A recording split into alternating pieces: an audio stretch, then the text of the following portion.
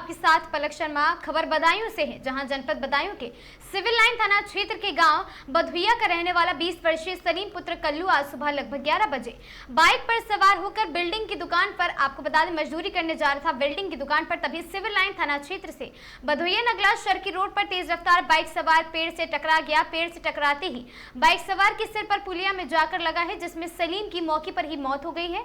चश्मदीदों ने घर पर सूचना दी है। सूचना मिलते ही परिजन रोते बिलखते घटनास्थल पर पहुंचे हैं और सलीम को बरेली हायर सेंटर ले जाने लगे। रास्ते में उसने दम तोड़ दिया और साथ ही परिजनों उसके शव को घर ले आए हैं और पोस्टमार्टम कराने को मना कर दिया है।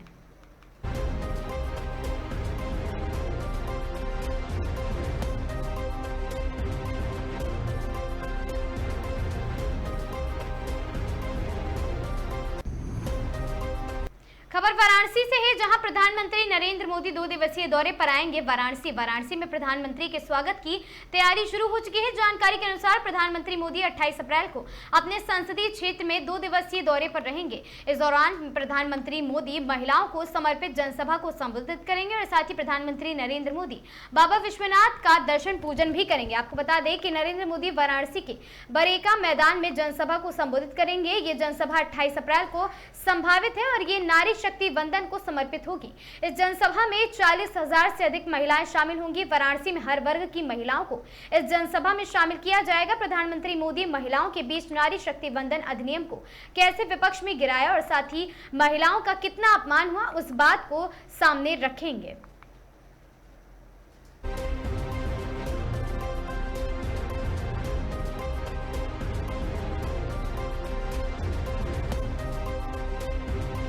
क्या है, कितने तारीख को होनी है, क्या उसका जो जनसभा हो रहा है उसमें पूरा उसका रूपरेखा क्या रहेगा, किस तरह की तैयारी है, क्या कुछ शुरू है? आज जो है सबसे पहले तो आपके चैनल को बहुत बहुत बधाई। हंसराज विश्वकर्मा, भारतीय जनता पार्टी के जिलाध्यक्ष वाराणसी एवं सदस्य उत्तर प्रदेश विधान परिषद। आदरणीय प्रधानमंत्री जी हमारे लोकसभा वाराणसी के सांसद हैं, देश के प्रधानमंत्री हैं, दुनिया के सबसे लोकप्रिय नेता हैं। हर 3-4 महीना पर उनका दौरा अपने परिवार के बीच अपने संसदीय में आना होता है। वो उसी रूटीन में इस बार वो आ रहे हैं। 28 तारीख को 29 तारीख को लास्ट चुनाव है बंगाल का, कल एक चुनाव है। उसके बाद जो है 28 तारीख को, क्योंकि 26-27 को बंद हो जाता है, तो 28 को आ रहे हैं। यहाँ पर आने के बाद जो यहाँ लगभग 700 करोड़ का वो उद्घाटन और शिलान्यास करेंगे। एक महिला सम्मेलन होने जा रहा है बरेका में, उसको 28 तारीख को 4:30 बजे संबोधन भी करेंगे। उसके बाद रात को रहेंगे, फिर सुबह जो है 29 तारीख को बाबा विश्वनाथ का दर्शन करने जाएंगे। वहाँ दर्शन करने के बाद फिर बरेका लौट कर आकर वहीं से हेलीकॉप्टर से फिर सीधे एयरपोर्ट से दिल्ली। अभी तक तो यही कार्यक्रम बना। किस तरह की तैयारी है, क्या? निश्चित तौर पर हम सब लोगों ने वहाँ 50,000 महिलाओं का हम सब लोगों ने इंतजाम कर रहे हैं। पूरा कार्यक्रम होंगे और कितना कार्यक्रम वहाँ तो ये नारी शक्ति वंदन अधिनियम संशोधन बिल जो विपक्षी के द्वारा गिराया गया, एक क्रूर अन्याय काम किया गया। ये होना नहीं चाहिए। महिलाओं के सब भाषण नेता देते हैं, सभी पार्टी के लोग नेता देते हैं, महिलाओं का अधिकार देते हैं, लेकिन महिलाओं का अधिकार लेने के लिए जब प्रधानमंत्री आगे आए और सबसे बात किए, लेकिन उन लोगों ने बिल संशोधन बिल पास नहीं होने दिया। तो उस संबंध में एक सम्मेलन होगा। नहीं, रोड शो कोई नहीं है। वो जाएंगे तो हम लोग जो है बरेका द्वार से और विश्वनाथ मंदिर तक पूरा स्वागत आते जाते दोनों पे। कितना महत्वपूर्ण मानते हैं ये नारी वंदन की जो जनसभा बनारस में होने जा रही है? देखिए, महत्वपूर्ण तो है ही है। महत्वपूर्ण है, महिलाओं का अधिकार जो छीनने का काम विपक्ष ने किया है, चाहे कांग्रेस हो, चाहे सपा हो, चाहे डीएमके हो, चाहे तृणमूल कांग्रेस हो, सब लोगों ने मिलकर ये काम किया है। जबकि भाषण लोग देते हैं, जबकि ममता बनर्जी खुद की महिला है वहाँ, तो महिलाओं का अधिकार 33% आरक्षण जब बाबा भीमराव अम्बेडकर ने जब दिया है संविधान में, तो उसको देना चाहिए। तो ये फिर आगे जो है प्रधानमंत्री ने संकल्प, हम लोग जानते हैं कि प्रधानमंत्री जिस काम को लेते हैं उसको सफल बनाते हैं, फिर आगे प्रयास करते हैं उसको सफल बनाते हैं।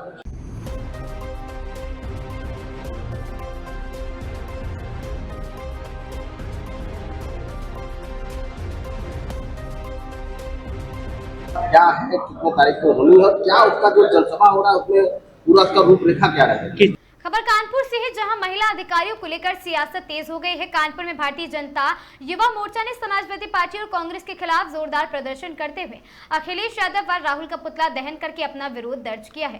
कानपुर में भारतीय जनता युवा मोर्चा के बैनर तले सपा और कांग्रेस के खिलाफ आक्रोश प्रदर्शन किया गया।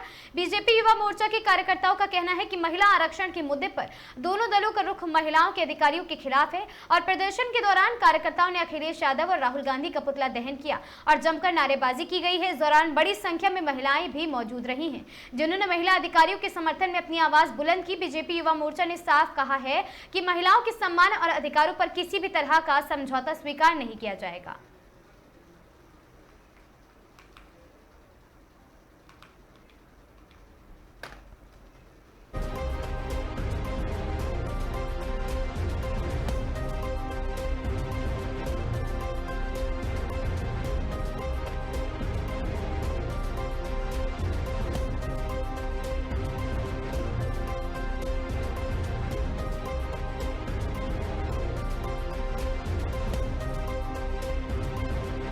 मैम, आज आप लोगों ने पुतला फूका है, किस चीज़ को लेकर पुतला फूका और क्या विरोध किया आप लोगों ने? ये नारी शक्ति का आक्रोश है। यहाँ पे जितनी भी भारतीय नारी है सब एक आक्रोशित मुद्दा में आ चुकी है और इस तरीके के मुर्दे आज नहीं फूके गए। ऐसे मुर्दा हम लोग बहुत फूकने वाले हैं, पुतले बना बना करके खूब फूके जाएंगे। इसलिए क्योंकि राहुल गांधी जी, अखिलेश यादव जी ने हमारा आरक्षण, हमारा अधिकार का हनन किया है, हमसे छीना है। इसलिए हम सब लोग आज मैदान पे है, भाजपा मैदान पे है। युवा मोर्चा के साथ महिला शक्ति आज खड़ी हुई है और युवा मोर्चा हमारे साथ, भाजपा हमारे साथ, महिलाएं हमारे साथ। खबर गाजीपुर से है, जहां करंडा में युवती की संदिग्ध मौत का मामला। करंडा के कटारिया गांव में हुआ बवाल, ग्रामीणों और सपा कार्यकर्ताओं के बीच बवाल, दोनों ओर से हुआ जमकर पथराव में सपा के कई नेता और ग्रामीण हुए घायल। पथराव में कई पुलिसकर्मी भी घायल हुए हैं। सपा का प्रतिनिधिमंडल पहुंचा था कटारिया गांव। प्रतिनिधिमंडल में शामिल थे सपा के कई विधायक। सपा नेताओं को गाँव में नहीं घुसने देने के बाद माहौल बिगड़ा है। गाजीपुर के करंडा थाना क्षेत्र में युवती की संदिग्ध मौत के मामले में आज जमकर बवाल हुआ। करंडा थाना क्षेत्र के कटारिया गाँव में ये बवाल हुआ है, जहां ग्रामीणों और सपा कार्यकर्ताओं के बीच जमकर बवाल हुआ है। इस दौरान दोनों पक्षों की ओर से जमकर पथराव हुआ। पथराव में सपा के कई नेता और ग्रामीण घायल हो गए। पथराव में कई पुलिसकर्मी भी घायल हुए। युवती की मौत के मामले में सपा का प्रतिनिधि मंडल कटारिया गांव पहुंचा है। प्रतिनिधि मंडल ने सपा के कई विधायक भी शामिल थे, जो मृतका के परिवार से मुलाकात करने पहुंचे थे। लेकिन इस दौरान ग्राम प्रधान की अगुवाई में ग्रामीणों ने सपा नेताओं को गाँव में नहीं घुसने दिया, जिसके बाद माहौल बिगड़ा है और साथ ही इसी दौरान सपाइयों और ग्रामीणों के बीच भिड़ंत हो गई। मामला इतना बढ़ गया कि ग्रामीणों और सपाइयों के बीच पथराव होने लगा। पथराव में करंडा एसएचओ समेत कई पुलिसकर्मी भी घायल हो गए। सभी को इलाज के लिए अस्पताल भेजा गया। करंडा क्षेत्र में 15 अप्रैल को एक युवती का गंगा नदी में शव मिला था। घटना के बाद परिजनों ने हत्या का केस दर्ज कराया था।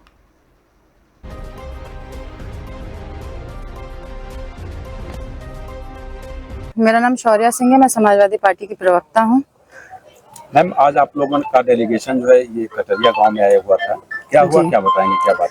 जी देखिए, विश्वकर्मा समाज की एक बेटी जिसके साथ एक लड़के ने उसको बहका करके, फुसला करके और मैं कहूँगी कि काफी दिन से दोनों बच्चों की बात भी चल रही थी, बातचीत हो रही थी और क्या उसके पीछे मकसद रही उस लड़के की या क्या एक माहौल बना जिसने उस लड़की ने देर रात जाकर के और आत्महत्या कर डाली, अपने साथ अपनी जान ले ली, अपनी जिंदगी खत्म कर दी उस लड़के के पीछे। और उसके पीछे उस लड़के ने उसको क्या टॉर्चर किया होगा या फिर क्या धमकी दी होगी वो हमें नहीं पता, लेकिन हाँ, उस एक विश्वकर्मा समाज की बच्ची की जान गई है और उसके माँ और पिताजी जो हैं इस समय एकदम डरे हुए, सहमे हुए हैं। आज आप लोगों का डेलीगेशन में कौन कौन शामिल था जो आके बातचीत भी किया है? देखिए, हमारे डेलीगेशन का पूरा लिस्ट है आपके साथ। अभी हमारे साथ जिस तरीके से हमारी डेलीगेशन टीम समाजवादी पार्टी के राष्ट्रीय अध्यक्ष माननीय अखिलेश यादव जी ने डेलीगेशन टीम बना के भेजी थी, हमारे विश्वकर्मा समाज के अध्यक्ष जी भी थे, हमारे माननीय सारे विधायक लोग थे और उसके बाद हमारे जिला अध्यक्ष थे, महिला सभा की जिला अध्यक्ष थी, मैं थी, सब हमारे पार्टी के और बाकी बहुत सारे कार्यकर्ता थे जो यहाँ पे शोक संदेश आप कह लीजिए कि एक शोक जताने आए थे परिवार के साथ में और उनके साथ दुख बांटने आए थे। लेकिन हम वही कहेंगे कि आज जो हुआ है यहाँ पे वो नहीं होना चाहिए था, क्योंकि ये गांव किसी के बाप का नहीं है। ये गांव जो है ये हर उस इंसान का है जो इस गाजीपुर की धरती पर रहता है, जो उस गांव में रहता है। और आज इस तरीके से होना और इस तरीके से व्यवहार करना, हमारे पार्टी की कई महिलाओं का सर फट गया है।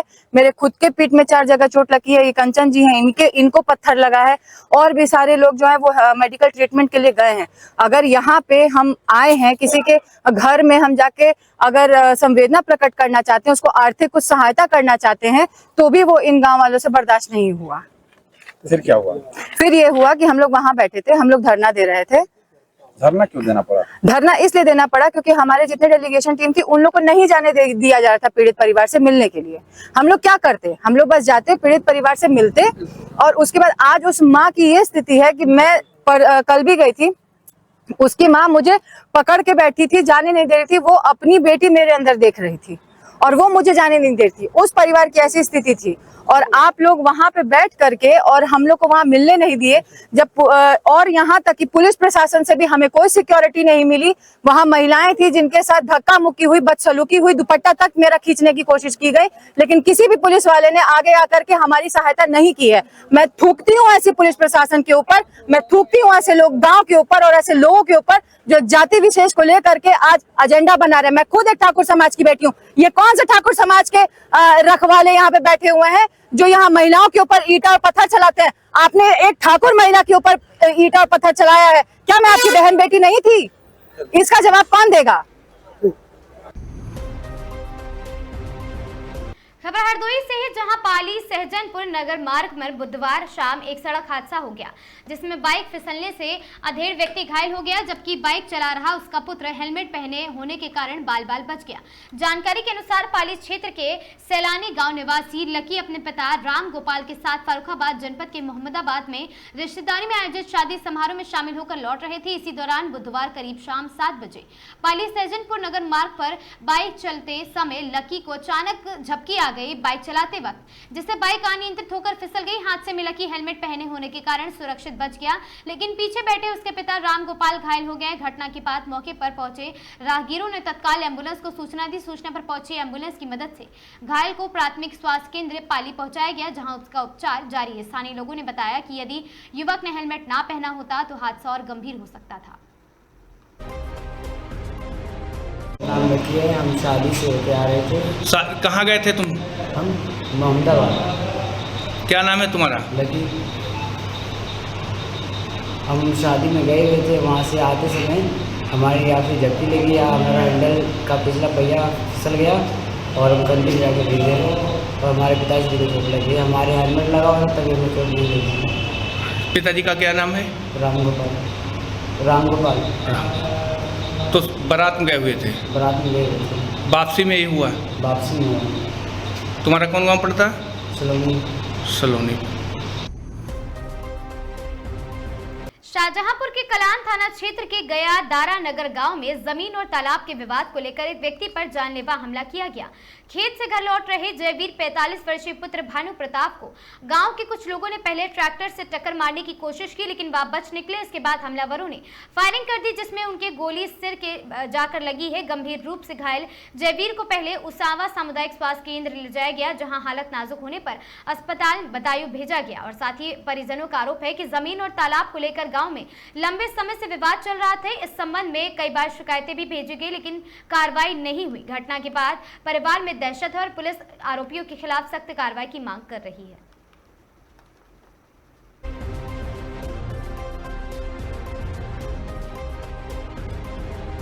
के भाई के साथ घटना सर ये हुआ कि सत्यपाल उनके 4 लड़के 3 लोग गांव के हो जे भूसा लेके खेत से आ रहे थे। हमारा एक भतीजा मोटरसाइकिल से अपनी मम्मी को और अपने छोटे भाई को दवाई दिलाने 12 कला गया था। वहाँ से लौट के ये आ रहा था, तो इन्होंने उसके ऊपर पहले ट्रैक्टर चढ़ाने की सोचा। जी भाई जयवीर छोट पीछे आ रहा था, रास्ते में सड़क के मतलब सड़क के साथ साथ रास्ते से पैदल आ रहा था। तभी वो तो मोटरसाइकिल गिर गई, वो तो भाग निकले। इनका पकड़ो। तब तक जयवीर पीछे से आ गया। तब तक इनका सत्यपाल का लड़का बड़ा जी दोनों दुनारी बंदूक लाइसेंसी लेके भाग के आए, तो इन्हें तुरंत ऑटो पे एकदम गोली मार दी। अब गोली मार दी, गोली लग गई, तभी ये लोग भाग गए हमारे मकान के सामने ही, हमारे घर में घुस गए। तो गोली भी मकान के सामने ही खड़ा है। गोली किसके लगी है? गोली लगी जयवीर, हमारे छोटे भाई जयवीर सनाब भानु प्रताप। कहाँ लगी है? इनके सर के चारों तरफ लगी है, सर में, ऊपर, नीचे, बगल, साइड में। अच्छा, ठीक।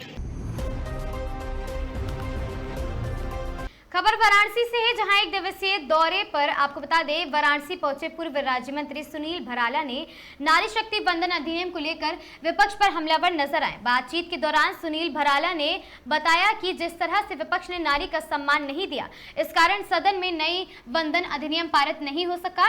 और साथ ही इसे आने वाले 2027 के विधानसभा चुनाव में देखने को मिलेगा। वहीं कांग्रेस के राष्ट्रीय अध्यक्ष मल्लिकार्जुन खड़गे के द्वारा प्रधानमंत्री नरेंद्र मोदी को आतंकवादी बताने और साथ ही अजय राय द्वारा प्रधानमंत्री नरेंद्र मोदी को कहा गया कि पहले वहां अपनी पत्नी के साथ काशी आए और बाबा विश्वनाथ का दर्शन करें, तभी हम समझेंगे कि भाजपा नारी का सम्मान करती है। इस पर जवाब देते हुए सुनील भराला ने कहा कि विपक्ष हमेशा प्रधानमंत्री नरेंद्र मोदी को अपमानित करता रहा है और जिस प्रकार की मानसिकता इनकी है, उत्तर प्रदेश में इसका हाल तो भोगे रहे हैं। और साथ ही प्रदेश अध्यक्ष अजय राय एक स्कूटर के लायक है, वह उस पर बैठ जाए, और दूसरा उनका विधायक जिनकी हैसियत बस इतनी ही रह गई है, जिस पार्टी की हैसियत एक स्कूटर जैसी हो, वो प्रधानमंत्री पर टिप्पणी क्यों कर रहा है।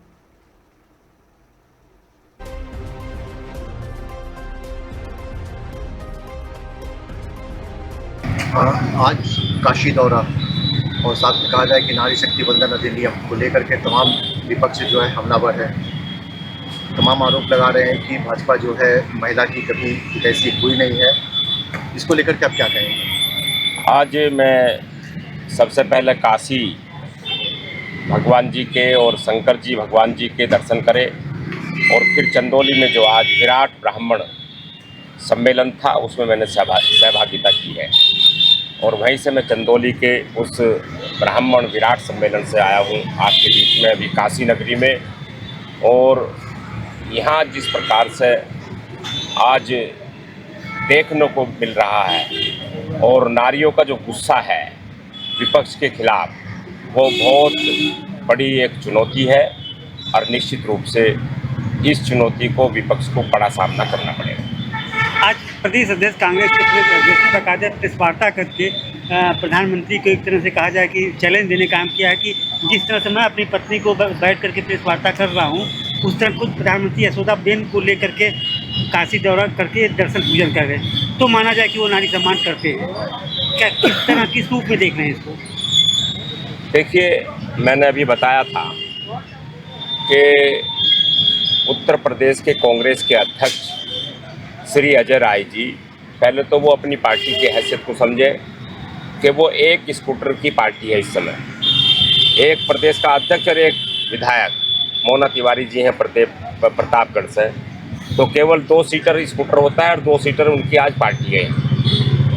तो वे माननीय प्रधानमंत्री श्री नरेंद्र मोदी जी पे बात कर रहे हैं और वो बता रहे हैं कि माननीय प्रधानमंत्री श्री नरेंद्र मोदी जी इस देश की 140 करोड़ नागरिकों के देश में जो यानी कि 70 करोड़ बहनें हैं, वे माननीय प्रधानमंत्री श्री नरेंद्र मोदी जी की बहनें हैं। वो एक बहन के साथ नहीं, वो सभी बहनों के साथ अपने मन से अपने दिल से उनके साथ खड़े हैं। उनके कल्याण को लेकर के वो हमेशा चिंता करते रहे हैं। अभी उन्होंने जिस प्रकार से जो ये बिल लाए थे और 3 दिवसीय स्पेशल सत्र बुलाया था लोकसभा का, वो इस भारतवर्ष में एक अभूतपूर्व कार्य होने जा रहा था। और महिलाओं के पीठ पर छुरा घोंपने का काम अगर किसी ने किया तो वो कांग्रेस पार्टी ने किया है। उत्तर प्रदेश में समाजवादी पार्टी के जो विपक्षी दल है, यानी कि जो विपक्ष के नेता हैं श्री अखिलेश जी, इन्होंने पूरी तरीके से महिलाओं को जो बिल था उस बिल को गिरा करके और जिस प्रकार से अपमानित करने का काम किया है, इसको लेकर के भारतीय जनता पार्टी का नेतृत्व कल हमने उत्तर प्रदेश के माननीय मुख्यमंत्री श्री योगी आदित्यनाथ जी लखनऊ में उनके आवास से कालिदास मार्ग से और लोक भवन तक उनके नेतृत्व में जन आक्रोश यात्रा की है। और वो हम बहनों का बड़ी संख्या में, आप सोचो कि हजारों की संख्या में, बड़ी संख्या में बहनें थी और गुस्से में थी। आपने देखा होगा कल लखनऊ से लाइव देखा होगा कि जिस प्रकार से गुस्सा है भारतीय जनता पार्टी उस 50% की देश की आबादी की महिलाओं के साथ उत्तर प्रदेश की यानी कि 25 करोड़ की आबादी वाला हमारा सबसे बड़ा उत्तर प्रदेश, उन 50% बहनों के साथ हम खड़े हैं और उनके उस आक्रोश के साथ उस अपमान का बदला लेने के लिए हम लोग निरंतर हमारी पार्टी पूरे प्रदेश और देश के अंदर हम लोग इस पर यात्रा कर रहे हैं, जन आक्रोश यात्रा कर रहे हैं और धरने प्रदर्शन बहनों के जो घर घर से निकल कर के बहनें आ रही हैं, जो अपने गुस्से को प्रकट कर रही है, हम उनके साथ खड़े हैं। हम विपक्षी नेताओं को मुंह तोड़ जवाब देने का काम करेंगे। जिस प्रकार से उन्होंने बहनों के साथ में अपमानित करने का काम किया है वो निश्चित रूप से इसका परिणाम भुगतना पड़ेगा। लाला जी, आप ये कह रहे हैं कि बिल जो है गिर गया, विपक्ष कह रहा है कि 2023 में ही ये बिल जो है पास हो गया, ये कानून बन चुका है और इसका नोटिफिकेशन भी जारी हो गया। तो क्या माना कि विपक्ष भ्रम फैला रहा है या विपक्ष जो कह रहा है कि भारतीय जनता पार्टी जो है लोगों को भ्रमित कर रही है? देखिए, जब ये 3 दिवसीय विशेष सत्र लोकसभा का बैठा था और जिसमें तमाम नेताओं को हमारे जो संसदीय प्रणाली के जो लोकसभा के स्पीकर श्री ओम बिरला जी ने सभी विपक्ष के नेताओं को वहाँ बोलने का, इस बिल पर चर्चा करने का अवसर दिया था, तो मैं पूछना चाहता हूँ कि उन्होंने एक भी दिन इस बात का विषय क्यों नहीं उठाया था। उन्होंने तमाम बातें की थी और लगातार अनवरत 72 घंटे वो सत्र चला और सारे विपक्षी नेताओं को माननीय प्रधानमंत्री श्री नरेंद्र मोदी जी ने बोलने का अवसर दिया और माननीय प्रधानमंत्री श्री नरेंद्र मोदी जी के बोलने के उपरांत उन्होंने जो देश की महिलाएं और बहनों के प्रति समर्थन विपक्ष ने खुल कर के किया, लेकिन उन्होंने एक दिन भी ये बात नहीं कही थी कि हम बिल का समर्थन नहीं करेंगे। उन्होंने सबने कहा कि हम खुल कर के महिलाओं के इस बिल का समर्थन करेंगे, स्पष्ट रूप से कहा। सबके उनके ऑन रिकॉर्ड निकलवा करके आप देख लीजिए, पार्लियामेंट में भाषण वो पूरे ऑन रिकॉर्ड होते हैं। लेकिन जब ये बिल गिर गया और महिलाओं को इन्होंने अपमानित कर दिया, तो उसके बाद में ये दूसरी बातें करने लगे कि बिल तो 2023 में आ गया था। ये पूरी तरीके से भ्रम फैलाने का काम कर रहे हैं और महिलाओं को अपमानित करने का काम, इनकी जो मानसिकता है, चाहे वो समाजवादी पार्टी उत्तर प्रदेश में हो और चाहे वो देश की विपक्षी पार्टी कांग्रेस हो, दोनों की मानसिकता का जो इनका महिलाओं के प्रति अपमान करने का जो षड्यंत्रकारी दिमाग इनका है वो उजागर होता है। उसके कई उदाहरण हैं। उत्तर प्रदेश में श्री अखिलेश जी के पिताश्री श्री मुलायम सिंह यादव जी के आप बयान निकाल करके देख लो, कितने बार उन्होंने बहनों को और बेटियों को, महिलाओं को अपमानित करने का काम किया था और देश के कांग्रेस पार्टी का अपमान करने का। और लेटेस्ट अभी जो बिहार से कांग्रेस समर्थित जो सांसद हैं पप्पू सिंह जी के माध्यम से आप देखेंगे उस बयान को कि उसने किस प्रकार की भाषा शैली का प्रयोग किया। ये हमेशा महिलाओं को अपमान करने का काम करते हैं और जनता में और बहनों में, महिलाओं में ये भ्रम फैलाने का काम करते हैं। नारी इसको लेकर के 15 नियम को विपक्ष द्वारा फेल किए जाने के बाद अब प्रधानमंत्री या यूँ कहें काशी के सांसद जो है वाराणसी के, पहली बार वाराणसी आ रहे हैं और 28 तारीख को नारी शक्तियों के साथ रूबरू होंगे। किस रूप में देख रहे हैं इसको, आप लोगों को क्या कुछ मैसेज देना चाहें? देखिए, माननीय प्रधानमंत्री श्री नरेंद्र मोदी जी की ये संसदीय क्षेत्र है और ये काशी विश्वनाथ की धरती है और यहाँ से हमारे वो माननीय सांसद हैं, तो उनके निरंतर यहाँ दौरे होते हैं, निरंतर यहाँ जनता के बीच में वो हमेशा खड़े रहते हैं, कार्यकर्ताओं के बीच में खड़े रहते हैं। माननीय प्रधानमंत्री श्री नरेंद्र मोदी जी का ये दौरा विशेष है इस बार जिस प्रकार से लोकसभा में महिलाओं के प्रति जो अपमानित करने का काम और पार्लियामेंट के अंदर जो बिल गिरा है महिलाओं के हित को लेकर के, उस बिल पर वो निश्चित रूप से चुनौती देंगे और देश की जो पूरे भारत के 50% जो आबादी का भाग में यानी कि 140 करोड़ में 70 करोड़ अपना जो बहनों का एक क्षेत्र है, उसको निश्चित रूप से यहाँ से उन बहनों के दर्द पर मल्लम लगाने का काम करेंगे और उनकी पीड़ा को और विपक्ष को निश्चित रूप से विपक्ष को उसकी पोल खोलने का काम माननीय प्रधानमंत्री। मिर्जापुर में भीषण सड़क हादसे में 11 लोगों की मौत। हादसे के बाद बोलेरो गाड़ी में सवार सभी लोग जलकर मरे हैं। अनियंत्रित ट्रक ने बोलेरो कार और साथ ही ट्रेलर को मारी है टक्कर। उत्तर प्रदेश के मिर्जापुर में रमंडगंज घाटी में राष्ट्रीय राजमार्ग 135 पर भीषण सड़क हादसे में 11 लोगों की मौत हो गई है। बताया जा रहा हादसा रमंडगंज घाटी में चना लाद कर नीचे उतर रहे ट्रक अनियंत्रित होकर उसने पीछे से बोलेरो कार और कंटेनर को टक्कर मारी है। हादसे के बाद मौके पर चीख पुकार मच गई। बोलेरो में लगी गाड़ी में आग की वजह से उसमें सवार कोई नहीं बच पाया है। पुलिस अधीक्षक अपर्णा रजत कौशिक का कहना है इस हादसे में 11 लोगों की मौत हुई है।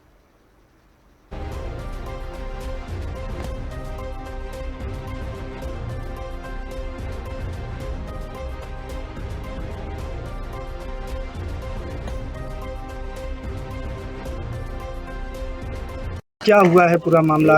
एक्सीडेंट हुआ है, कितनी लोगों की मौत हुई है, कैसे दुर्घटना हुई है? देखिए, आज शाम लगभग 8:30 के आसपास एक सूचना प्राप्त हुई कि जो रमणगंज घाटी से नीचे उतरने का रास्ता है, जिसको भैंसोड़ा इलाका बोला जाता है, वहाँ से गाड़ी उतरते टाइम एक्सीडेंट होने की सूचना प्राप्त हुई। मौके पर जो जानकारी प्राप्त हुई उसमें पता लगा कि एक ट्रक और एक ट्रक पीछे से आ रहा था। उसने ब्रेक फेल होने के कारण संभवतः उसने टक्कर मारते हुए वो आगे गया है और उस टक्कर से एक अन्य ट्रक में उसने टक्कर मारी। एक ऑल्टो गाड़ी उन दोनों ट्रक के बीच में फंस गई और एक अन्य गाड़ी जो बोलेरो गाड़ी थी उसको भी जब टक्कर लगी तो उसमें आग लग गई। इस सूचना पे तत्काल जो पुलिस की टीमें हैं और जो फायर ब्रिगेड की टीम है वो मौके पर पहुंची है। स्थानीय लोगों की मदद से यहाँ पर राहत और बचाव का कार्य तत्काल प्रभाव से शुरू किया गया। इसमें अभी तक 11 लोगों के मृत्यु होने की सूचना प्राप्त हुई है। इनकी अन्य डिटेल्स वर्कआउट की जा रही हैं। इस संबंध में अभी मौके पर पुलिस की टीमें मौजूद हैं और रास्ता जो है उसको सुगमता से चलाने के लिए जो ट्रैफिक इत्यादि है, जो रोड पर ट्रक इत्यादि खड़े हुए हैं, उनको क्लियर किया जा रहा है।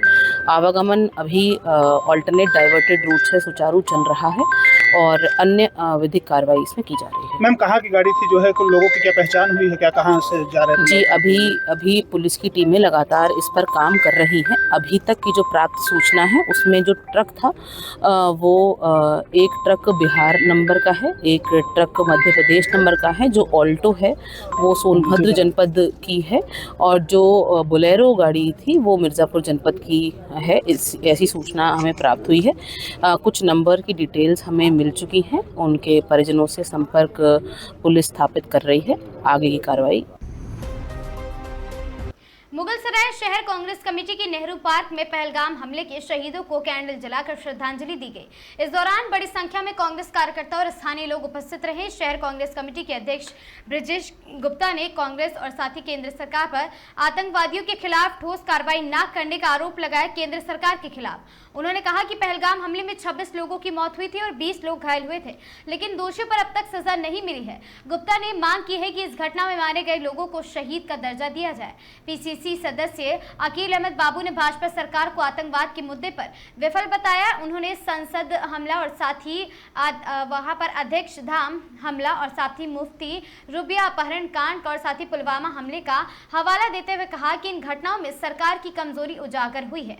और इस कार्यक्रम में शहीद तौसीफ असद और साथ ही इकबाल, विजय गुप्ता, शंकर शर्मा, अमन सोनकर और साथ ही शहजाद रूमी सहित कई प्रमुख कांग्रेस कार्यकर्ता, स्थानीय लोग मौजूद रहे। ब्रजेश गुप्ता ने अपने संबोधन में कहा कि कांग्रेस इस मुद्दे को संसद से लेकर जिला और ब्लॉक स्तर तक उठाएगी। उन्होंने दोहराया कि शहीदों को न्याय दिलाने के लिए संघर्ष जारी रहेगा।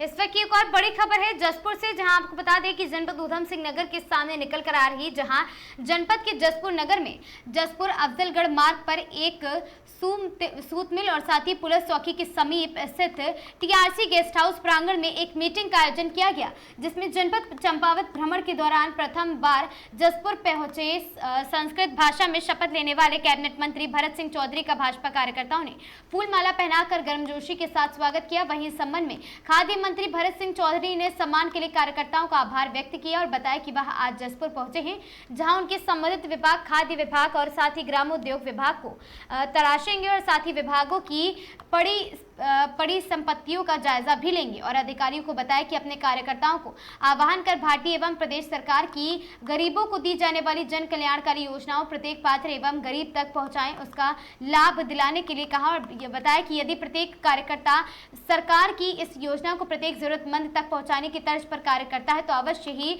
2027 में होने जा रहे विधानसभा चुनाव में इस बार भी भारतीय जनता पार्टी प्रचंड बहुमत से आगे आएगी।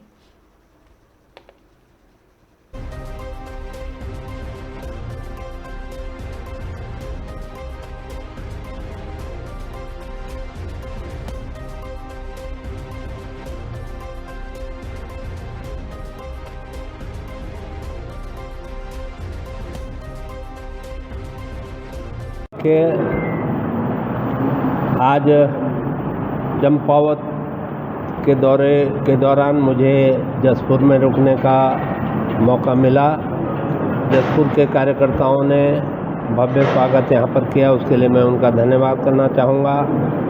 और उनसे मैंने अपने विभाग के संबंध में ग्राम्य विकास, खादी ग्रामोद्योग और एमएसएमई के संबंध में और जसपुर जो है इसलिए भी प्रासंगिक हो जाता है कि एमएसएमई की यहाँ पे बहुत अच्छी संभावनाएं हैं और उन संभावनाओं को हम तलाशेंगे। यहाँ पे हमारी खादी ग्राम उद्योग की भी बहुत सारी परिसंपत्तियाँ हैं, उनका भी हम जायज़ा लेंगे। क्या हम वहाँ पे शुरू कर सकते हैं, उसके लिए एक ब्लूप्रिंट तैयार करेंगे। और मैंने अपने कार्यकर्ताओं का आह्वान किया है कि उत्तराखंड सरकार की और भारत सरकार की जो योजनाएं हैं, गरीब कल्याण की जो योजनाएं हैं, गरीबों के लिए, वंचितों के लिए, ख़ास तौर पे महिलाओं के लिए, उन योजनाओं को जो है हर लाभार्थी तक वो पहुंचाएं और उसका लाभ लेने से कोई भी जो वो है उसके लिए जो व्यक्ति डिज़र्व करता है, जो व्यक्ति उसका ज़रूरतमंद है, हर ज़रूरतमंद तक वो योजना पहुँचे। अगर ये हम सुनिश्चित कर लें, हमारे कार्यकर्ता सुनिश्चित कर लें, तो भविष्य में भी 2027 में भी भारतीय जनता पार्टी प्रचंड बहुमत के साथ आएगी और पुष्कर सिंह धामी के नेतृत्व में फिर से 5 साल जो है ये सरकार काम करेगी। मंत्री जानना चाहेंगे, जैसे कि आप अभी रोजगार की बात कर रहे थे, योजनाओं की बात कर रहे थे, धरातल में कोई योजनाएं जो है जो उनके पात्र होते हैं उन तक नहीं पहुँच पा रहे हैं, वो अधिकारी को चक्कर लगा कर लग जाते हैं। ये कहना मेरे ख्याल से न्यायोचित नहीं होगा।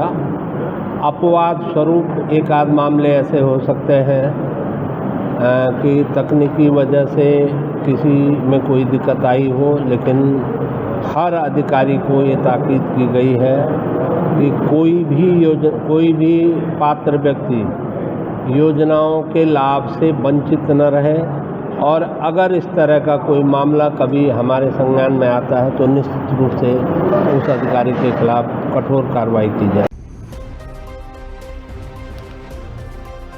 ऋषिकेश स्थित एम्स के छठे दीक्षांत समारोह की तैयारियां अपने अंतिम चरण में 23 अप्रैल को आयोजित होने वाले इस भव्य समारोह में भारत के उपराष्ट्रपति सीपी राधाकृष्णन मुख्य अतिथि के रूप में शिरकत करेंगे। उपराष्ट्रपति के इस अति विशिष्ट दौरे को देखते हुए पूरा प्रशासन और सुरक्षा एजेंसियां हाई अलर्ट मोड पर हैं। सुरक्षा व्यवस्थाओं को पुख्ता करने के लिए आज आपको बता दें कि एम्स स्थित हेलीपैड पर सेना के 2 Mi-17 हेलीकॉप्टर ने जहां दोबारा लैंडिंग और टेक ऑफ का सफल ट्रायल किया है, वहीं सुरक्षा एजेंसियों ने मिनट टू मिनट प्रोटोकॉल का पालन करते हुए उपराष्ट्रपति के आगमन से लेकर प्रस्थान तक की पूरी प्रक्रिया का पूर्वाभ्यास किया है। जनपद देहरादून के पुलिस कप्तान प्रमेंद्र डोभाल भी इस कार्यक्रम को लेकर अलर्ट पर नजर आए हैं। बताया गया कि एम्स परिसर को पूरी तरह सुरक्षा घेरे में लिया गया है और हेलीपैड से लेकर मुख्य सभागार तक के रास्तों का गहन निरीक्षण किया गया और आपातकालीन निकास द्वारों को भी जांच की गई है। कल होने वाले इस गरिमामयी समारोह के लिए ऋषिकेश में सुरक्षा का पहरा बेहद सख्त किया गया है।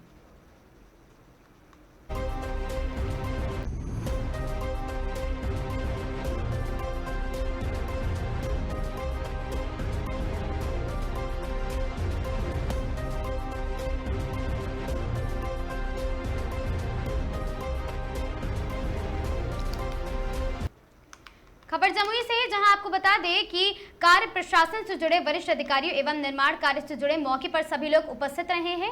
और साथ ही आपको बता दें डीएम श्री नवीन ने खैरा प्रखंड अंतर्गत बानपुर गांव में निर्माणाधीन अल्पसंख्यक आवासीय विद्यालय का औचक अवलोकन किया और समय सीमा के भीतर गुणवत्तापूर्ण ढंग से निर्माण कार्य को पूरा किए जाने का निर्देश दिया। उन्होंने कार्य की बारीकियों का जायजा लेते हुए निर्माण में तय मानकों और साथ ही उसका कड़ाई से अनुपालन सुनिश्चित करने को कहा। किसी भी स्तर पर निर्माण में लापरवाही बर्दाश्त नहीं की जाएगी। विद्यालय परिसर में छात्रों की सुविधाओं को प्राथमिकता दे, पेयजल, बिजली, स्वच्छता, सुरक्षा आदि पर खास निगाहें रखे।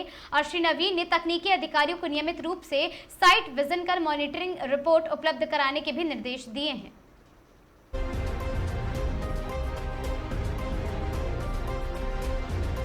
कयाजी के बाराचट्टी थाना क्षेत्र के सोब में जीटी रोड पार कर रही दो बच्ची गूंजा और रिया को एक तेज रफ्तार कार ने टक्कर मार दी। दोनों बच्ची जख्मी हो गई। कार की रफ्तार तेज थी। दोनों बच्ची फिल्मी स्टाइल में उछलकर ऊपर जमीन पर गिरी और नीचे आकर लोगों की भीड़ लग गई। आनंद फानन में प्राथमिक उपचार के लिए बाराचट्टी सामुदायिक स्वास्थ्य केंद्र ले जाया गया, जहां बेहतर इलाज के लिए गया भेज दिया गया। घायल बच्चियों को बाराचट्टी थाना क्षेत्र के दहियारा गाँव गूंजा कुमारी और रिया कुमारी और साथ ही सरवा गाँव के रहने वाली डोभी की ओर से आ रही तेज रफ्तार कार ने अनियंत्रित होकर एक गड्ढे में जा गिरी है। घायल इस दुर्घटना में दोनों बच्ची गंभीर रूप से घायल बताई जा रही है।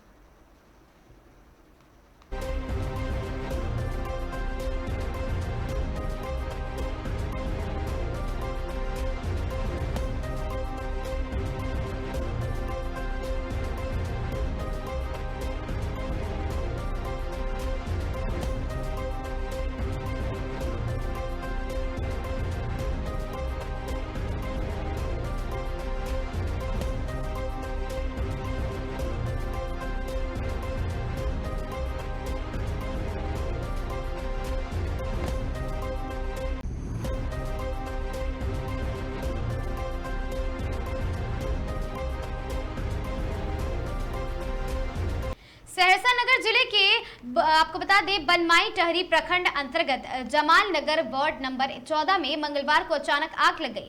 आग ने आधा दर्जन घरों को अपनी चपेट में ले लिया और आग की चपेट में आए 6 घरों का सारा सामान जलकर राख हो गया। प्रत्यक्षदर्शियों के अनुसार आग की शुरुआत एक घर के बिजली के शॉर्ट सर्किट से हुई है, जो तेज हवा के कारण तेजी से फैल गई। दिन के समय सो रहे परिवार जागे और भागे तो आग चारों ओर फैल चुकी थी। प्रभावित घरों में रहने वाले परिवारों ने बताया है कि अनाज, बर्तन, कपड़े, नकदी और अन्य जरूरी सामान सब कुछ जलकर खाक हो गया। प्रारंभिक आंकड़ों के मुताबिक लाखों रुपए की संपत्ति का नुकसान हुआ। सौभाग्य से है कोई जान माल का नुकसान नहीं हुआ, लेकिन कई परिवारों का अस्थायी आश्रय भी की उसकी तलाश है। एक प्रभावित महिला ने बताया कि हमारे पास अब कुछ बचा नहीं है, बच्चे भूखे हैं और नया घर बनाने के लिए कोई संसाधन नहीं। जिला प्रशासन से मुआवजे की सहायता की मांग लगातार की जा रही।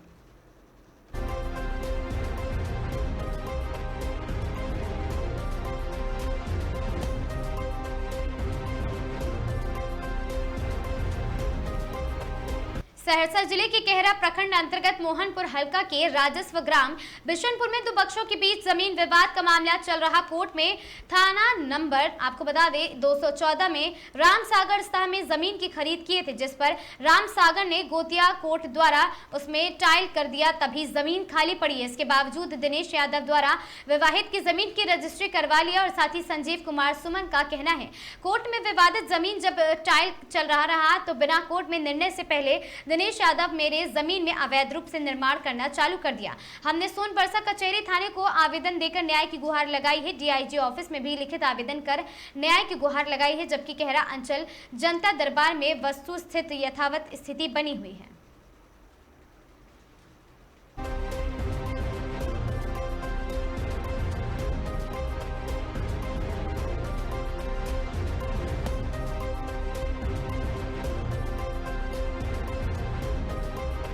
सोनपुर में ज़मीन खरीदे थे रामसागर शाह से, उसका दिया जसमीन लाल शाह जबरन टैटिल कर दिया था। टैटिल करने के बाद टैटिल के अवधि में वो ज़मीन एक दूसरे के हाथ दिनेश सिपाही के हाथ बेच लिया। पैसा वाला बलवान व्यक्ति है, वो बोल रहा था कि बिना दूसरे के नाम पर नौकरी भी करते हैं तो कोई कुछ नहीं बिगाड़ा है मेरा।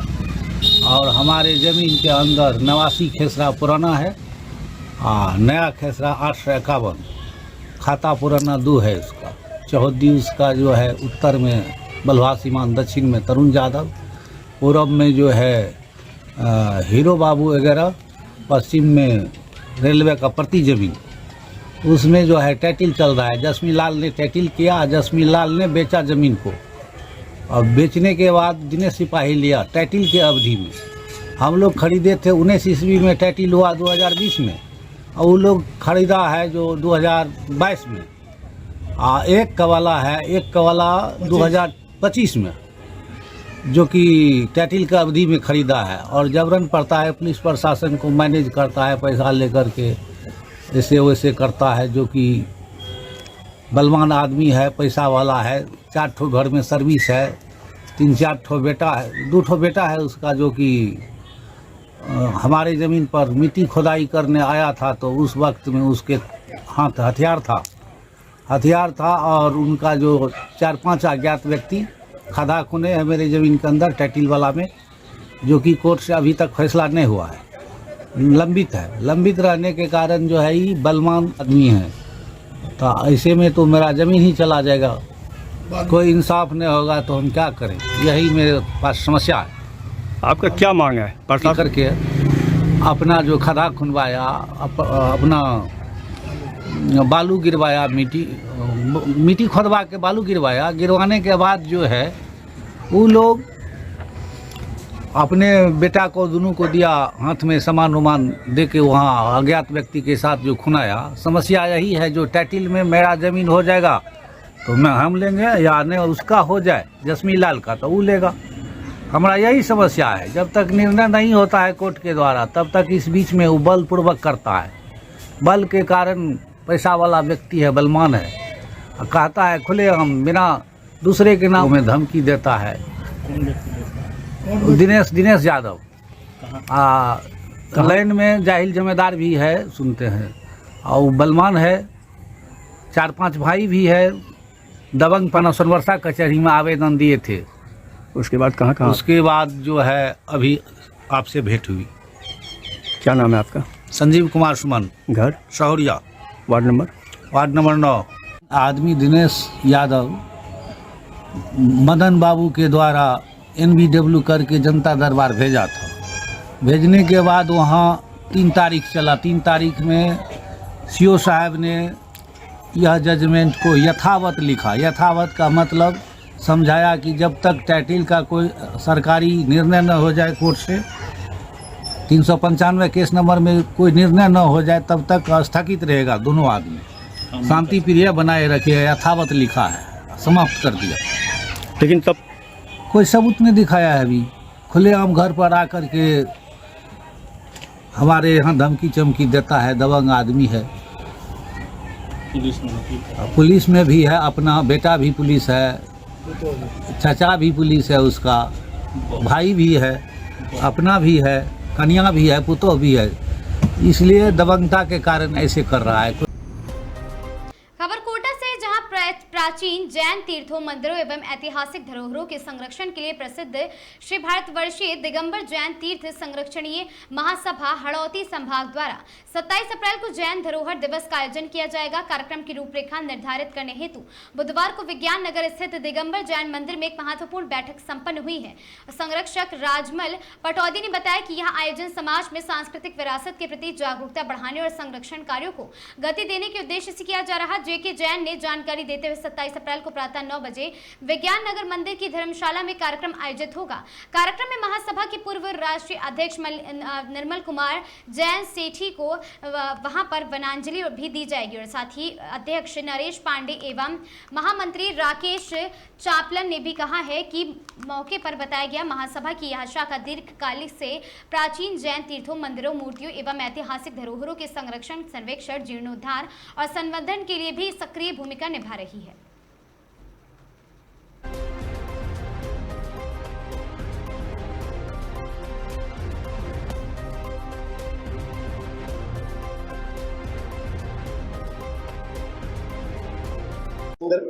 अभी अभी ताजा आदिनाथ मंदिर बालिदा रोड पे 3 गांवों से श्री जी लेके आए हैं, पुराने मंदिरों से, जो आदिनाथ मंदिर बालिदा रोड पे विराजमान किए गए।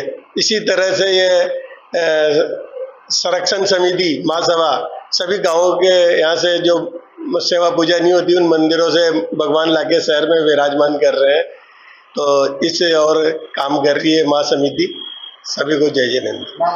पद्म कुमार जैन, बड़ला, महामंत्री सकल दिगंबर जैन समाज।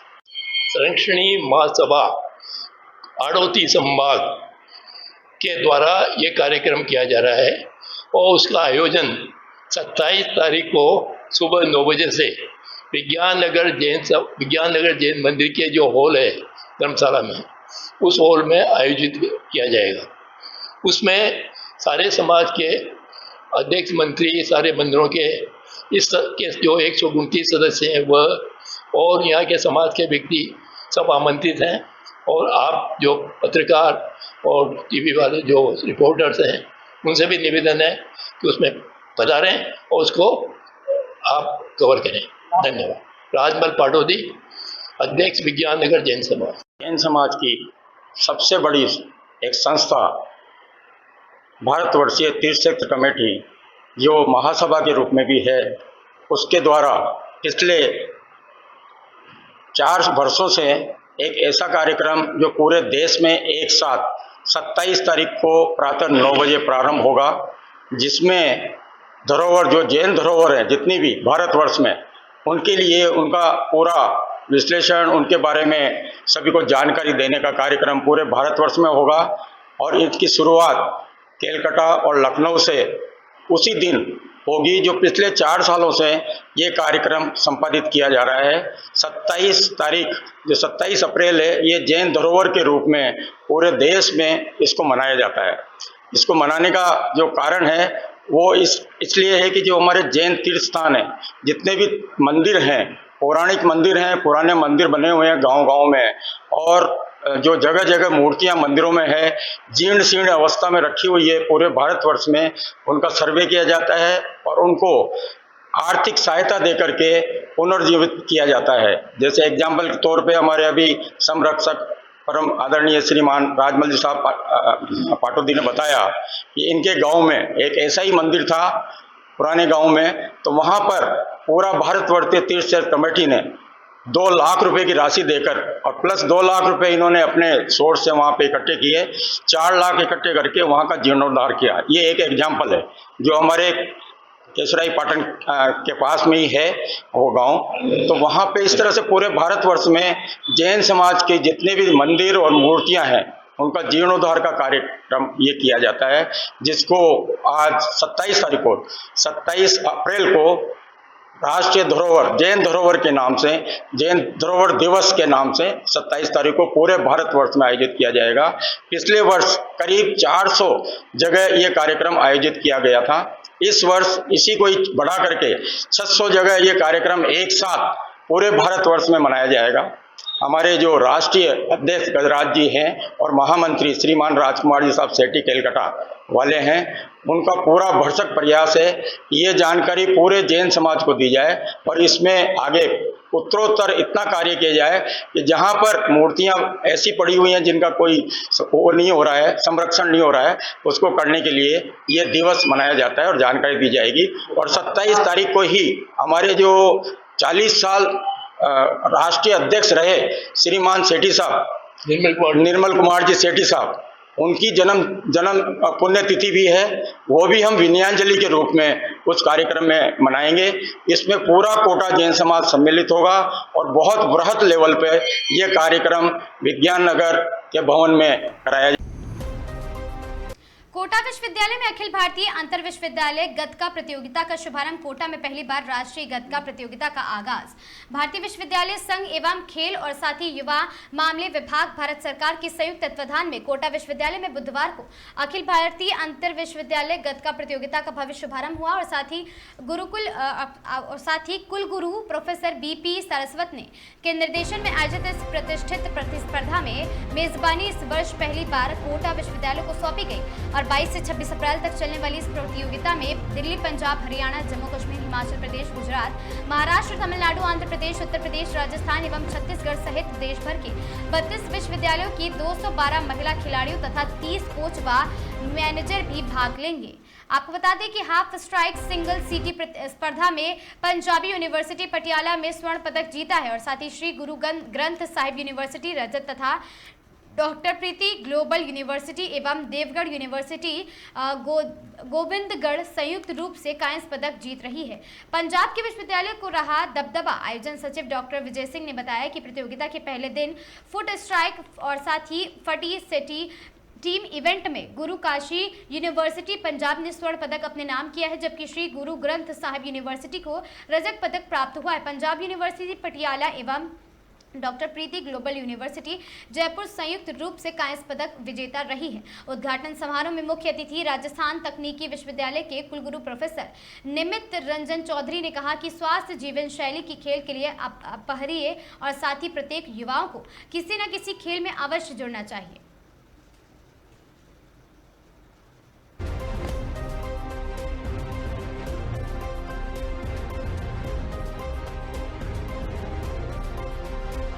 तो बहुत टाइम हो चुका है ऑलरेडी ये टूर्नामेंट खेलते हैं और लास्ट टाइम असम में हुआ था नेशनल। हम वहाँ गए थे, वहाँ पे भी हमारे बहुत सारे टीम मेंबर्स के भी मेडल्स लगे थे, मेरा भी मेडल वहाँ पे लगा था। तो हम तो खेल रहे हैं यूनिवर्सिटी से और ये सब भी मेरे साथी हैं जो साथ में खेलते हैं। कैसी व्यवस्था है यहाँ पे? तो बहुत अच्छी है, मतलब रुकने की व्यवस्था बहुत अच्छी लगी, मतलब खाना पीना एंड रुकने का भी सब चीज़ बहुत अच्छी। कौन से गेम आपने खेलना? अभी ये गेम्स मेरा तो मतलब इंडिविजुअल है परिसुट्टी में और टीम फाइट है। मेरा नाम कीरत कौर। मैंने गत्ता का एक ही टूर्नामेंट में पार्टिसिपेट की हूँ, स्टेट लेवल वाला। कहाँ से आप? मैं रायपुर छत्तीसगढ़ से। कैसा लग रहा है? कोटा बहुत अच्छा है, सब चीज़ ठीक है। और आज यहाँ आप ट्रेनिंग के लिए कैसा फील कर रहे हैं? मैं बहुत प्राउड और बहुत अच्छा फील कर रही हूँ यहाँ आके। मेरा नाम देविका साहू। बात तो ये है कि आजकल गवर्नमेंट सपोर्टिव हो रही है। पहले ये गतका गेम जो है वो गवर्नमेंट के थ्रू ऑथराइज्ड नहीं थी, आजकल गवर्नमेंट ने भी ऑथराइज करी है। जैसे खेलो इंडिया हो गया, खेलो इंडिया में भी गतका आ चुका है, हम खेल के आ चुके हैं। जैसे गोवा नेशनल गेम्स हो गया, वहाँ पे भी खेल कर आ चुके हैं। तो ये प्लेटफॉर्म्स होते हैं अलग अलग जगह पे जहाँ पे खेल को महत्व दिया जाता है। और आजकल जो ये गेम है, ये गेम बहुत पिछड़ी हुई है। जैसे इन्होंने बताया कि आजकल लोग नहीं खेलते, लेकिन स्पोर्ट्स के महत्व से गतके को स्पोर्ट्स में लेकर आया गया, उसके माध्यम से हम आगे बढ़ रहे हैं। नहीं तो पहले सिर्फ नगर कीर्तन तक था, आजकल हम स्पोर्ट्स के लिए हम देख रहे हो हमने पूरी किट डाल रखी है। तो ये बहुत ज़्यादा बढ़ावा होता है। कितने साल हो गए आपको? 14 साल हो गए। हम गोवा जा चुके हैं, तमिलनाडु, भोपाल, जयपुर, अब कोटा आए हैं, अलग अलग जगह पे। पंजाब में बहुत ज़िले हैं, वहाँ पे खेल चुके हैं। बहुत अच्छा, ऑब्वियसली जब फैमिली सपोर्ट करती है। कभी कभार होता है कि जैसे पढ़ाई चल रही है साथ में तो नहीं भी सपोर्ट करते, बट फिर भी अगर एंड में सिलेक्ट हो जाते हैं तो खुशी भी मिलती है, मेडल्स आते हैं, घर वाले खुश होते ही हैं। इकजोत कौर। खालसा वाहिगुरू जी की फतेह। सानू यूनिवर्सिटी खेडदਿਆਂ ਹੋਇਆ 3 साल हो गए। पहला भोपाल हुई, फिर जयपुर, इस बार कोटा। साडा बहुत वधिया रहा, बहुत सोहना बनाਉਂਦੇ ਆ, सब कुछ ओके आ।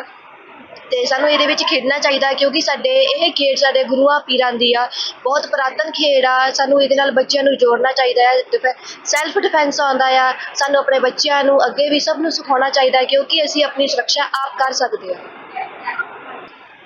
ਮੇਰੀ ਇਨ-ਲੋ ਫੈਮਿਲੀ ਬਹੁਤ ਸਪੋਰਟਿਡ ਹੈ। ਉਹਨਾਂ ਨੇ ਮੈਨੂੰ ਕਿਹਾ ਵੀ ਹਾਂ ਤੁਸੀਂ ਖੇਡੋ ਜਾ ਕੇ। ਉਹ ਕਹਿੰਦੇ ਆ ਕਿਉਂਕਿ ਇਹ ਖੇਡ ਨਾਲ ਸਭ ਵਿਛੜਦੇ ਜਾ ਰਿਹਾ, ਸਾਨੂੰ ਇਸ ਖੇਡ ਨਾਲ ਵਿਛੜਨਾ ਨਹੀਂ ਚਾਹੀਦਾ, ਸਗੋਂ ਜੁੜਨਾ ਚਾਹੀਦਾ ਕਿਉਂਕਿ ਇਹ ਬਹੁਤ ਪੁਰਾਣੀ ਖੇਡ ਹੈ। ਠੀਕ ਹੈ ਨਾ, ਇਹ ਸਾਨੂੰ ਅੰਸ਼ ਦੇ ਵਿੱਚ ਮਿਲੀ ਹੈ, ਸਾਡੇ ਖੂਨ ਦੇ ਵਿੱਚ ਹੈ, ਇਹ ਸਾਨੂੰ ਸਿਖਾਇਆ ਨਹੀਂ ਜਾਂਦਾ। ठीक है, विरसा सानू शुरू तो ही मिलिया हुआ है। मेहताब कौर। विशेषता तो इस प्रोग्राम की ये है कि हमारा इंडियन ट्रेडिशनल मार्शल आर्ट जो है पंजाब का, उसको AIU ने रिकॉग्नाइज किया है एज अ फॉर्मल स्पोर्ट। और ये सौभाग्य है कोटा शहर का, कोटा विश्वविद्यालय का, कि इसके आयोजन की जिम्मेदारी हमको दी है। और यहाँ जो विजय सिंह जी की टीम है, जो बहुत एफिशिएंट टीम है, उसने इस मौके को एक तरह से कहना है ग्रैब कर लिया। और यहाँ करीब 64 टीमें देश भर से आई हैं, 250 से ज़्यादा पार्टिसिपेंट्स हैं, दोनों लड़के लड़कियाँ जो इस इवेंट में पार्टिसिपेट करेंगे। और ये बहुत अच्छा है क्योंकि हमारा ट्रेडिशनल स्पोर्ट है। और इस जब हम उभरते हुए भारत की बात कर रहे हैं तो हमें अपने इस ट्रेडिशन को साथ लेके चलना था, और इस फॉर्म में लेके चलेंगे, ये बहुत अच्छी बात है।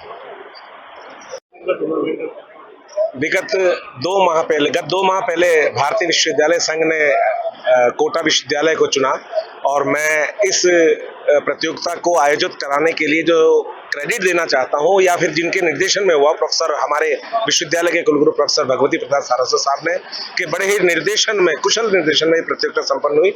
पूरे लास्ट ईयर के अगर हम देखे जाएं तो केवल 22 टीमें थी, लेकिन इस बार रिकॉर्ड जो है लगभग 64 टीमें पार्टिसिपेट कर रही हैं। 500 पार्टिसिपेंट्स हैं, गर्ल्स और बॉयज मिलाकर।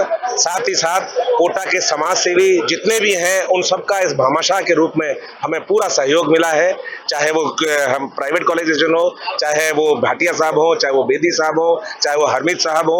लेकिन विश्वविद्यालय के पास जब नाम आता है किसी भी खेल को कराने का, तो कोटा हमेशा आगे बढ़ चढ़ कर काम करता है, क्योंकि कोटा की पहचान इसमें मैं बताना चाहूँगा कि गतका फेडरेशन ऑफ इंडिया से हमें टेक्निकल सपोर्ट मिला।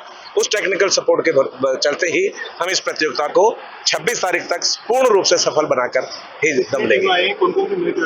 टोटल 8 विधाओं में ये प्रतियोगिताएं होती हैं, पंजाब, हरियाणा, हिमाचल, दिल्ली, साउथ। बड़ा ही आश्चर्य की बात है कि साउथ की आंध्र प्रदेश और कर्नाटक और तमिलनाडु की 3 टीमें पार्टिसिपेट करने आई, जबकि गतका ट्रेडिशनली नॉर्थ इंडिया का गेम है। तो ये निश्चित तौर से लगता है कि ये खेल लगातार प्रसारित होता जा रहा है, और आने वाले समय में 64 की जगह 164 हो, हमारा प्रयास विश्वविद्यालय की तरफ से इस तरह का रहेगा। Doctor Vijay Singh, director sports and organizing secretary, all India. Jaisalmer से एक सनसनीखेज मामला सामने आया, जहां पर जिजनयाली थाना क्षेत्र के बीरी की ढाणी स्थित एक खेत में 51 वर्षीय महिला का शव संदिग्ध अवस्था में मिला। मृतका की पहचान हत्थू देवी पत्नी अमरा राम चौधरी निवासी कानोड़ बायतू के रूप में हुई है। जानकारी के अनुसार अमरा राम पत्नी अपने खेत पर अकेले छोड़कर एक शादी समारोह पर गया था, और साथ ही बुधवार सुबह जब वह वापस खेत पहुंचा तो पत्नी का शव संदिग्ध हालत में मिला है। आपको बता दें कि वहां मौके पर मामले की गंभीरता को देखते हुए पुलिस अधीक्षक और अभिषेक शिवहरे मौके पर पहुंचे हैं। FSL की टीम भी घटनास्थल से साक्ष्य जुटाने में शुरू कर दी गई। प्रारंभिक जांच में सामने आया कि खेत से एक ट्रैक्टर और साथ ही जीरे के फसल भी गायब है, जिससे हत्या और साथ ही लूट की आशंका जताई जा रही है। फिलहाल पुलिस पूरे मामले की गहन जांच में जुटी है।